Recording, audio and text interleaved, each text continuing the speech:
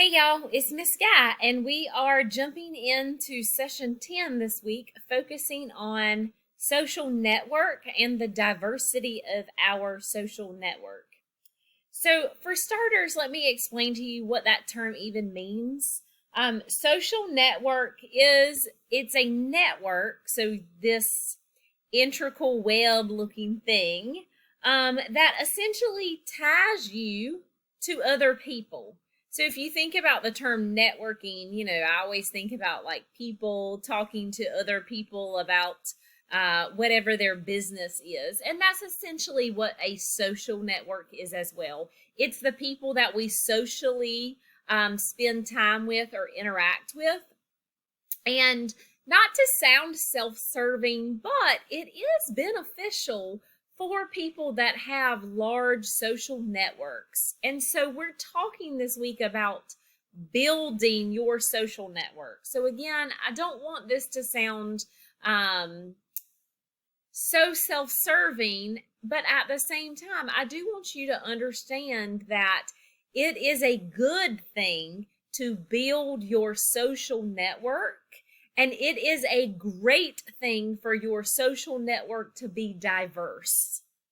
So this week you are assigned the reading from chapter 6. I do not have any specific few pages, mainly because chapter 6 is jam-packed full of great information about your social network and building that social network, making it diverse, understanding complex diversity within your social network. And so I just felt like it was very important for you to read all of chapter 6 and interact with that content, just so you have a deep understanding of the complexity and of the importance of a diverse social network.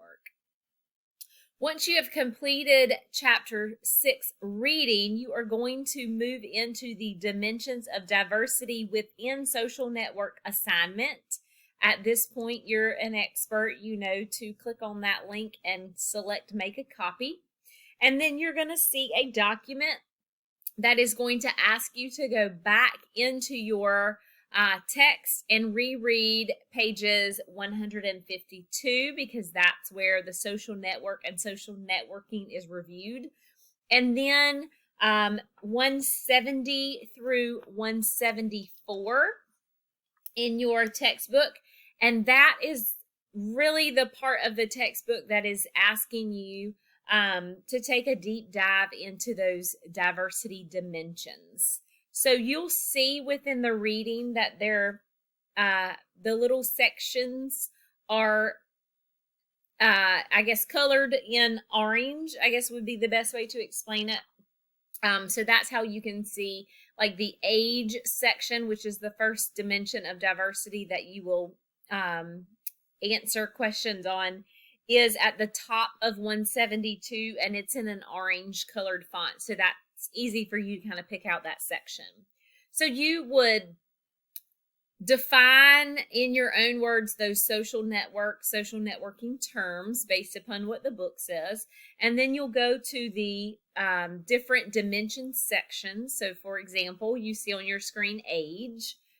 Reread that section on age and then answer these questions in bullet form. So what did you learn about the age of those using social networks? And then what change has occurred within the dimension? What's evolved and affected this dimension as it relates to social networking? And so those are the same questions that you will answer for each dimension.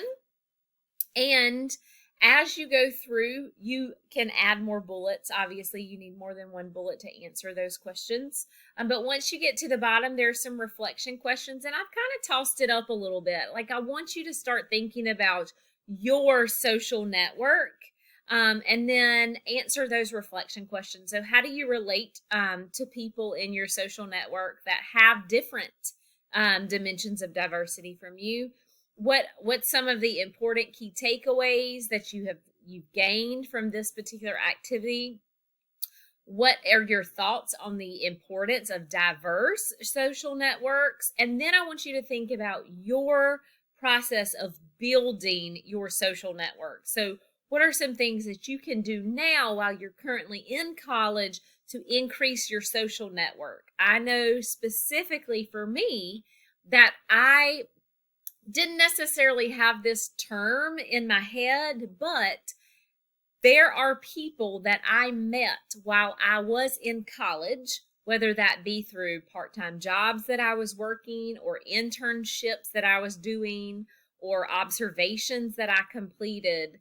And that relationship that I had built with those particular people actually gave me an entryway into several jobs that I have held. And so that would be an example of something that you could do to improve your social network, right? You're impressing your boss, or you're impressing your boss's boss, even if it's just a part-time job right now. It can give you access to other things later.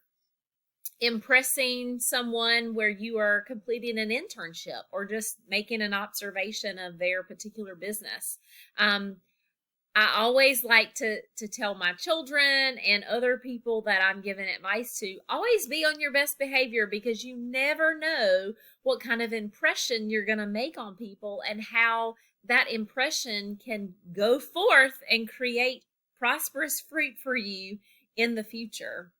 So keep that in mind as you are thinking about those reflection questions. When you complete that assignment and submit it, you're going to move on to the social network analysis journal.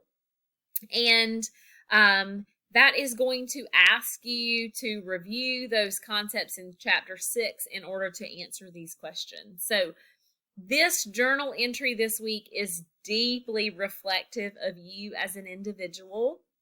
And it's going to surround around those social network terms that we have discussed thus far. So you're an expert, you know how to do this. You copy the information in between the dotted lines, click on the blue Start or Edit My Journal Entry button, paste into the entry box, and you're going to write a paragraph that is answering these particular reflection questions.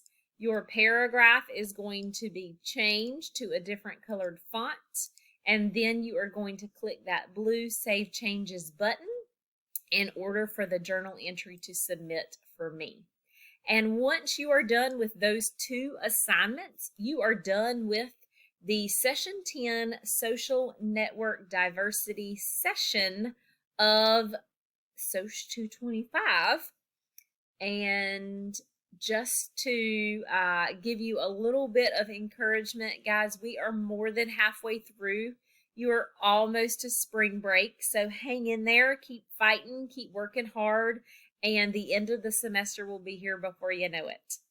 Have a great week.